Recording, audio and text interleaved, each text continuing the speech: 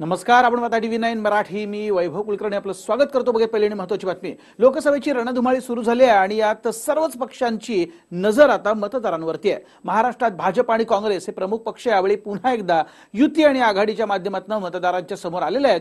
पण या प्रमुख पक्षांनी दलित नेतृत्वाला मात्र युती आघाडीत स्थान दिलेलं दिसत नाहीये. त्यामुळे महाराष्ट्रातील 11% अधिक लोकसंख्या असलेल्या अनुसूचित जाती अर्थात दलितांची मतं कुणाच्या पारड्यात जाणार हा प्रश्न निर्माण झाला. 2019 मध्ये दलित मतदार कोणाला निवडणार? महाराष्ट्रातील दलित बांधव कोणाच्या पाठीशी? पुन्हा भाजपला साथ देणार की काँग्रेसला हात? प्रकाश आंबेडकरांमुळे दलित मतांचं गणित बदलणार? 2019च्या लोकसभा निवडणुकीचा रणसंग्राम सुरू झाला. महाराष्ट्रासाठी विधानसभेच्या आधी होणारी लोकसभा निवडणूक ही अत्यंत महत्त्वाची आहे. त्यामुळे मतदार कोणाला साथ देतात याकडे सगळ्यांचंच लक्ष लागलंय. त्यातही राज्यात 12%हून अधिक असलेले दलित मतदार कोणाच्या पाठीशी उभं राहतात हे पाहणं देखील तितकंच महत्त्वाचं ठरणार आहे. 2011च्या जनगणनेनुसार राज्यात अनुसूचित जातींची लोकसंख्या 1,33,00,000 एवढी आहे. त्यामध्ये सर्वाधिक 23% दलित लोकसंख्या ही विदर्भात आहे. लोकसभा मतदारसंघाचा विचार करता 15 मतदारसंघांमध्ये दलितांची निर्णायक मतं आहेत. प्रत्येक विधानसभा मतदारसंघात सरासरी 15,000 दलित मतं असल्याचं यावेळेस आकड्यांमधून कळत आहे. 2014च्या लोकसभा आणि विधानसभा निवडणुकीत याच मतांच्या जोरावर देशात मोदी आणि राज्यात फडणवीसांचं सरकार आलं. पण मागील 5 वर्षांचा काळ पाहता 2019 मध्ये दलित मतांचं गणित बदलण्याची शक्यता आहे. त्याला कारण म्हणजे युती आणि आघाडीकडून झालेली हेटाळणी. भाजप सेना युतीत दलित चेहरा म्हणून असलेले रामदास आठवले यांना जागा वाटपामध्ये झुलवत ठेवण्यात आलं. तर त्याच वेळेस काँग्रेस राष्ट्रवादीला प्रकाश आंबेडकरांच्या वंचित बहुजन आघाडीला सोबत घ्यायला अपयश आलं. तर दलितांचा तिसरा प्रमुख पक्ष अर्थात बसपानंही कुणाच्याही सोबत जाणं टाळलंय. अशा स्थितीत आता दलित मतदारांचा कौल कुणाला मिळतो याकडे सगळ्यांचंच लक्ष लागलंय.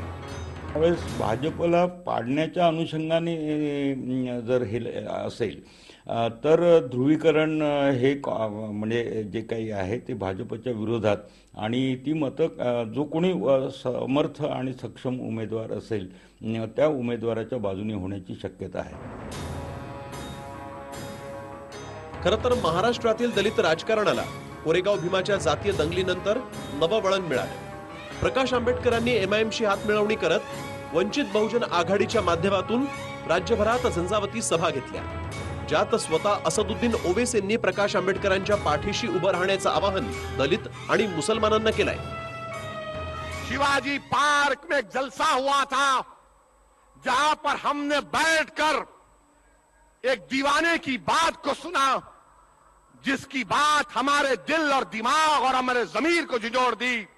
हमने एक मर्तबा उठकर कहा कि अब की बार ना मोदी, अब की बार ना राहुल, अब की बार सिर्फ प्रकाश अंबेडकर, प्रकाश अंबेडकर, प्रकाश अंबेडकर. पण दलित मुस्लिमांसह राज्यातील बहुजनांची मोठ बांधतानाच आंबेडकरांनी इतर दलित संघटनांना सोबत घ्यायला नकार दिला. भाजप संघावर घणाघात करतानाच भाजपच्या मदतीनं मंत्री झालेल्या रिपब्लिकन पक्षाचे नेते रामदास आठवलेंवर त्यांनी टीका केली. त्यामुळे या दोन्ही नेत्यांच्या आरोप प्रत्यारोपांमुळे दलित मतदारही संभ्रमात पडले. करण्याचा अधिकार त्यांना नक्की आहे, परंतु त्यांचा जो पर्याय आहे तो पर्याय या राज्यामध्ये उभा राहू शकत नाही. त्यांची जी वंचित आघाडी आहे ही वंचित आघाडी वंचितांना सत्तेपासून वंचित ठेवणारी आघाडी आहे आणि बाबासाहेब आंबेडकरांनी जर सत्तेपर्यंत पोहोचण्याची आवश्यकता असल्याची भूमिका मांडलेली आहे. फार विद्वान आहे, त्याच्यामुळे मी त्याच्यावरती कॉमेंट करू शकतो. दलित नेत्यांमधील या दुफळीचं अनेकदा प्रदर्शन झालंय. भीम आर्मीचे संस्थापक चंद्रशेखर आझाद यांच्या महाराष्ट्र दौऱ्यातही दलित नेत्यांमधली दुफळी स्पष्ट जाणवली. चंद्रशेखर आझाद यांच्या नजरकैदेवेळेस एकही दलित नेता त्यांच्या बाजूने उभा राहिला नाही. यावरून दलित नेत्यांमधील गटबाजी उघड होते आणि हीच गटबाजी भाजपच्या पथ्यावर पडण्याची शक्यता तज्ञ व्यक्त करतात. मतविभागणीमुळे काय होणार आहे की त्याचा फायदा ज्या पक्षाला एका गठ्ठा मतदान फिक्स आहे, म्हणजे उदाहरणार्थ बीजेपी, या विखुरल्या मतांमुळे बीजेपीला फायदा होऊ शकतो. आता तो होऊ द्यायचा की नाही द्यायचा याचा विचार दलित नेतृत्वाने, दलित विचारवंतांनी, दलित साहित्यिकांनी, दलित जी तरुण पिढी आहे या तरुण पिढीने त्याचा विचार करणं मस्ट आहे. यावेळेस सर्व दलितांनी एकजुटीने कोणाच्याही मागं, पण एकाच्याच मागं उभं राहावं. कोणाचं एकाच्याच मागं विखरू देऊ नये, आपली मतं विखरून देऊन त्याचं आपलं स्वतःचं नुकसान करू नये. एका बाजूला प्रकाश आंबेडकरांची वंचित बहुजन आघाडी, दुसऱ्या बाजूला मायावतींची बसपा, तिसऱ्या बाजूला रामदास आठवलेंचा रिपब्लिकन पक्ष आणि चौथ्या बाजूला छोटे मोठे संघटनांचे नेते, अशा चारही दिशांनी दलित मतांचं राजकारण सुरू आहे. आधीच अशा चहूबाजूंनी दलित नेते आपल्या मतदारांवर लक्ष ठेवून आहेत. त्यामुळे मुख्य धारेतील पक्षांपर्यंत दलित मतं किती प्रमाणात येतात यावर खरं राजकारण टिकलंय. आधी काँग्रेस आणि बसपाच्या मागे उभा राहणारा दलित मतदार 2014च्या निवडणुकीत अगदी भक्कमपणे मोदी आणि भाजपच्या मागे उभा राहिला होता. पण मोदींच्या कार्यकाळातील वाढलेला दलित अत्याचार, जातीय दंगली यामुळे दलितांचं मतपरिवर्तन होतं की पुन्हा मोदींच्याच पारड्यात दलितांची मतं जातात हे त्या काळातच स्पष्ट होणार आहे. शरद जाधवसह ब्युरो रिपोर्ट, TV9 मराठी. पुढच्या बातम्यांकडे. जी स्थिती महाराष्ट्रात अगदी तशीच काही स्थिती देशात देखील आहे. देश पातळीवरती देखील भाजप आणि काँग्रेस दलित राजकारणापासून अनभिज्ञ असल्याचं चित्र आहे. मोदींच्या सत्ता पालटाच्या अपेक्षेनं मैदानात उतरलेल्या काँग्रेसला मायावतींशी आघाडी करता काही आली नाही. त्यामुळे 2019च्या निवडणुकीत 16% दलित मतदारांचा कौल नेमका काय असेल याकडे सगळ्या देशाचं लक्ष लागलंय. दलित मतांचं विभाजन कुणाच्या पथ्यावर? मोदी, राहुल की तिसऱ्याचाच फायदा? सपा बसपाची आघाडी बदल घडवणार? दलित मतदार बदलणार देशाचं राजकारण?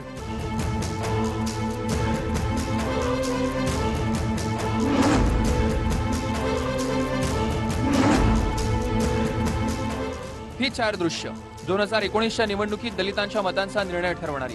2014 मध्ये ज्या मोदींना भरघोस मतदान देत सत्तेत आणलं त्यांच्या सत्ता काळातील या घटना दलितांच्या अत्याचार वाढीची साक्ष देतात. त्यामुळे यंदाच्या लोकसभा निवडणुकीत दलित कुणाला साथ देतात याकडे सर्वच पक्षांचं लक्ष लागलं. 2011च्या जनगणनेनुसार देशात 21 कोटींच्या आसपास म्हणजेच एकूण लोकसंख्येच्या 17% लोकसंख्या ही दलितांची आहे. 31 राज्य आणि केंद्रशासित प्रदेशांमध्ये दलित समुदायाचं वास्तव्य आहे. त्यात सर्वाधिक लोकसंख्या ही एकट्या उत्तर प्रदेशात 14 कोटींच्या आसपास आहे. त्यानंतर पश्चिम बंगाल, बिहार, तमिळनाडू यांचा क्रमांक लागतो. दलितांची ही लोकसंख्या देशाचं आगामी सरकार ठरवण्यात महत्वाची भूमिका बजावू शकते. लोकसभा मतदारसंघांचा विचार करता देशात 84 लोकसभा मतदारसंघ हे दलितांसाठी राखीव आहेत, ज्यातील 40 लोकसभा मतदारसंघात भाजपचे खासदार आहेत. 2014 मध्ये भाजपला तब्बल 24% दलितांनी मतदान केलं, तर काँग्रेसला 19% आणि बसपाला अवघ्या 14% दलित मतं मिळाली. 2014 पूर्वी केवळ 12% मतदान करणाऱ्या दलितांनी भाजपला भरघोस मतं दिली आणि त्यामुळेच यावेळी देखील भाजपनं दलित मतांसाठी जुळवाजुळव सुरू केली. त्याचाच भाग म्हणून रामविलास पासवान यांच्या लोकजनशक्ती पक्षाला तब्बल 6 जागा देत दलित मतात गणित जुळवण्याचा प्रयत्न केलाय. त्यामुळे दलित मतदार आपल्याच पाठी राहणार असा विश्वास भाजपला वाटतोय. तर मोदींचे दलित विरोधी धोरण जनतेनं ओळखल्याचा आरोप विरोधक करतात. जसं 2014 साली या देशातले सगळे आदिवासी, दलित आणि मागासवर्गीय नरेंद्र मोदी यांच्या पाठीशी उभे राहिले, तसेच या 2019च्या निवडणुकीत सुद्धा दलित, आदिवासी आणि मागासवर्गीयांचा भारतीय जनता पार्टीला माननीय नरेंद्र मोदी यांच्या नेतृत्वाला तितकाच पाठिंबा राहील, यामध्ये त्यापेक्षा अधिक पाठिंबा राहील अशी परिस्थिती आहे. सगळ्याच समाजाचा एक भ्रमनिरास निर्माण झालेला आहे आणि त्यांचं जुमलेबाजीचं जे राजकारण आहे ते लोकांच्या समोर आल्या कारणामुळे हा जो दलित समाज आहे तो दलित समाज पूर्णपणे नरेंद्र मोदीच्या विरोधामध्ये जाणार आहे. आणि माझी अपेक्षा आहे की दुसरा प्रागतिक पक्ष आणि साधारणपणे सर्वसामान्य गरीब माणसाचा आणि दलित समाजाचा विचार किंवा त्यांच्या आकांक्षा ज्या आहेत त्या आकांक्षा फलद्रूप करणारा पक्ष म्हणून काँग्रेस पक्षाकडे ते नक्कीच त्यांचा ओढा असेल असं मला प्रामाणिकपणे वाटतं. दुसरीकडे भाजप विरोधातील नाराज दलितांची मतं वळवण्याची सर्वाधिक संधी ही काँग्रेसला होती, पण मायावतींच्या बसपासोबत आघाडी करण्यात अपयशी ठरल्यानं काँग्रेसनं पहिली संधी गमावली. काँग्रेसकडे दलित मतदार आपल्या बाजूने वळवण्यासाठी कुठलाच गेम प्लॅन नसल्याचं यावरनं स्पष्ट झालं. पण आता उशिरा का होईना प्रियंका गांधींनी उत्तर प्रदेशची जबाबदारी स्वीकारल्यानंतर आता काँग्रेसकडनं दलित मतांची जुळवाजुळव सुरू झाली. त्याचाच भाग म्हणून बुधवारी त्यांनी मोदींविरोधात लढण्याचा चंग बांधणाऱ्या भीम आर्मीचे प्रमुख चंद्रशेखर आझाद यांची मेरठ रुग्णालयात भेट घेतली. काय समाजासाठी नेत्यांनी फक्त स्वतःच्या पक्षासाठीच कामं केलेली आहेत. नेत्यांनी समाजासाठी कामं नाही केलेली आहेत. आणि त्यामुळे समाज आता हा प्रबुद्ध समाज आता ज्या माणसं आपल्या प्रश्नांना महत्त्व देणार आहेत त्याच्याचकडे निश्चित जाणार आहे. एवढं लक्षात घ्या.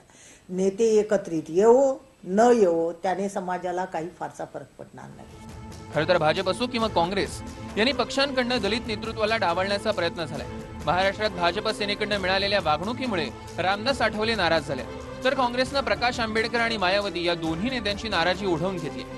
त्यामुळे शून्य झालेले मतदार निवडणुकीतनं याचं प्रत्युत्तर देतील असं मत जाणकार व्यक्त करतात. एक युवा है, नौजवान है, संघर्ष कर रहे हैं और अपनी आवाज उठा रहे हैं और समाज से ये कह रहे हैं कि मेरा दर्द सुन लो. और ये सरकार इतनी अहंकारी बन गई है कि एक नौजवान को कुचलना चाहती है. ये आवाज सुनना नहीं चाहती है नौजवानों की. मुझे ये इस लड़के की का जोश पसंद आया. मुझे ये अच्छा लगा कि वो संघर्ष करता है, वो अपने लोगों के लिए आवाज उठाता है, नौजवानों की आवाज. एकंदरीतच देशातील दलित मतदारांच्या मनात काय चाललंय याचा सध्या तरी कुणीच वेध घेऊ शकत नाही. त्यामुळे 16% आसपास असलेले हे मतदार कोणाच्या बाजूने कौल देतात हे पाहणं अत्यंत महत्त्वाचं ठरणार आहे. Bureau report, TV9 Marathi. आणि देशात दलितांच्या मतांचा टक्का हा निर्णायक असताना देखील दलित नेत्यांना मात्र हवं तेवढं राजकीय महत्त्व दिलं जात नाही. लोकसभेच्या जागा वाटपामध्ये दलित नेत्यांवरती अन्याय होताना दिसतो. असं नेमकं का घडलं, या मागची नेमकी कारणं काय आहेत, या सगळ्याचा आढावा घेऊयात या स्पेशल रिपोर्टमधनं. देशात आणि राज्यात दलित नेत्यांची होरपळ सर्वश्रुत आहे. रामदास आठवलेंना भाजप सेना युतीकडून आणि प्रकाश आंबेडकर आणि मायावतींना काँग्रेसकडून मिळालेली वागणूक पाहिली तर राष्ट्रीय पक्ष दलित नेतृत्व मान्य करायलाच तयार नसल्याचं स्पष्ट होतं. पण दलित नेत्यांच्या या परिस्थितीला दलित नेतेही तितकेच काही अंशी कारणीभूत असल्याचं दिसून येतंय. देशातील 21 कोटीहून अधिक दलितांचं नेतृत्व करण्यासाठी भक्कम नेता तयार होणं गरजेचं आहे. ज्याप्रमाणे डॉक्टर बाबासाहेब आंबेडकरांनी दलित, वंचित, बहुजनांना एकत्र करत वर्णभेदाविरोधात लढा दिला, सर्वांना आपल्या न्याय हक्कासाठी एकत्र आणलं, तशी कामगिरी भविष्यात कोणाकडूनच झाली नाही. पुढे बहुजन समाज पक्षाचे संस्थापक काशीराम यांनी आपलं स्वतःचं असं राजकीय वर्चस्व तयार केलं. उत्तर प्रदेशासारख्या मोठ्या राज्यात स्वबळावर मायावतींनी मुख्यमंत्री पदापर्यंत मजल मारली. पण त्यानंतर मात्र कोणत्याच दलित नेत्याला त्याची पुनरावृत्ती करता आली नाही. एवढंच नाही तर मायावतींचा प्रभावही त्यानंतर कमी झाला.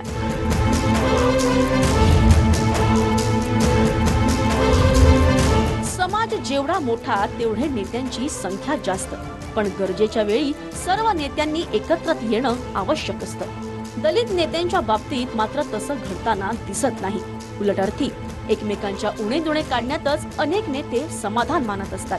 त्यामुळे केवळ त्यांच्याच नाही तर संपूर्ण चळवळीचा तोटा होत असतो. आताही लोकसभेच्या तोंडावर नेत्यांमधील याच दुफळीचा फायदा मोठे पक्ष घेत असल्याचं चित्र आहे. देशपातळीवरील मायावती आणि पासवान यांच्यातील वितुष्ट असो किंवा मग महाराष्ट्रातील प्रकाश आंबेडकर आणि रामदास आठवलेंमधील द्वंद्व यांचं जिवंत उदाहरण आहे. याच गटतंटांमुळे दलित समाजाचं मोठं नुकसान होत असल्याचं जाणकार सांगतात की याचा जो फायदा आहे या उलटा बीजेपीलाच होण्याची शक्यता आहे. कारण मतं विखुरले गेल्यामुळे विरोधातले जे पक्ष आहेत आणि जे उपपक्ष आहेत, म्हणजे आता महाराष्ट्रात आता 3 तरी काँग्रेस आहे, बीजेपी आहे आणि दुसरीकडे बहुजन आघाडी आहे. म्हणजे ही 3 विभागणी तर नक्कीच आहे. त्याच्याऐवजी जे इंडिपेंडंट उभे राहतील आणि कोणाची काय प्रतिमा आहे याच्यामध्ये ह्या मतविभागणीमुळे काय होणार आहे की त्याचा फायदा ज्या पक्षाला एका गठ्ठा मतदान फिक्स आहे, म्हणजे उदाहरणार्थ बीजेपी, या विखुरल्या मतांमुळे बीजेपीला फायदा होऊ शकतो. समाजाच्या भल्यासाठी आपापसातील मतभेद विसरून काही वेळा माघार घ्यायची असते. पण अनेकदा दलित नेत्यांमधली गटबाजी ही समाजाचं नुकसान करत असल्याचं समोर आलंय। विशेष म्हणजे नेत्यांमधील अंतर्गत वादात त्यांचे कार्यकर्तेही द्वेष भावनेनं वागू लागतात, त्यातून एकमेकांवर हल्ल्याचं सत्रही जनतेनं पाहिलंय। विशेष म्हणजे माजी केंद्रीय मंत्री रामदास आठवलेंवर हल्ला झाल्यानंतर प्रकाश आंबेडकरांची प्रतिक्रिया त्यांचा अंतर्गत वाद किती टोकाचा आहे हे जगजाहीर करण्याचीच होती। खरं तर दलित नेत्यांच्या सभांना मोठ्या संख्येनं गर्दी होत असल्याचं चित्र आहे। उत्तर प्रदेशातील मायावतींच्या बसपाच्या सभा असो किंवा मग महाराष्ट्रातील प्रकाश आंबेडकर आणि ओवेसींच्या वंचित बहुजन आघाडीच्या सभा यांना लाखोंच्या संख्येनं गर्दी झालेली पाहायला मिळाली आहे। त्यामुळे या गर्दीचं मतांमध्ये रूपांतर झालं तर डझनभर जागा नक्कीच वंचित बहुजन आघाडीला मिळू शकतात, पण प्रत्यक्षात असं घडत नाही। या आधीच्या अनेक नेत्यांच्या सभांमधून हे स्पष्ट झालंय। त्यामुळे गर्दीचं मतांमध्ये रूपांतर करण्याचं आव्हान दलित नेत्यांना पेलणं गरजेचं आहे। एकंदरीतच आपलं राजकीय महत्त्व वाढवण्यासाठी दलित नेत्यांना आधी एकत्र येणं गरजेचं आहे, कारण रिपब्लिकन पक्ष एकसंघ असताना आज एकमेकांवर टीका करणारे हे सर्व नेते हे मंत्री, आमदार, खासदार होते। त्यामुळे स्वतःसाठी नव्हे पण किमान समाजाच्या विकासासाठी आणि दलित राजकारण टिकवून ठेवण्यासाठी कधीतरी या नेत्यांना एकत्र येण्यासंदर्भात विचार करावाच लागेल। Bureau report, TV9 Marathi. Ramdas Athawale यांच्यावरती झालेल्या हल्ल्यामुळे राज्यातलं राजकीय वातावरण ढवळून निघालं। दलित नेत्यांमधल्या वर्चस्वाच्या लढाईतनं हा हल्ला झाल्याचा आरोप केला जातोय। वर्चस्वाची नेत्यांची लढाई आता रस्त्यावरती आली, मात्र ही महाराष्ट्रातल्या राजकारणाची परंपरा नाही याची समज नेत्यांनी कार्यकर्त्यांना देण्याची गरज निर्माण झाली। तर अशा अनेक घटना घडत असतात अशी प्रतिक्रिया प्रकाश आंबेडकर यांनी दिली। दलित नेत्यांमध्ये वर्चस्वाची लढाई, वर्चस्वाच्या लढाईतून आठवलेंवर हल्ला। दलितांचा नेता कोण, प्रकाश आंबेडकर की रामदास आठवले? दोन्ही गटातला संघर्ष धोक्याच्या वळणावर। रामदास आठवले यांच्यावरती हल्ला झाल्यानं राज्यात मोठी खळबळ माजली। ठिकठिकाणी रास्ता रोको आणि बंद पुकारण्यात आले।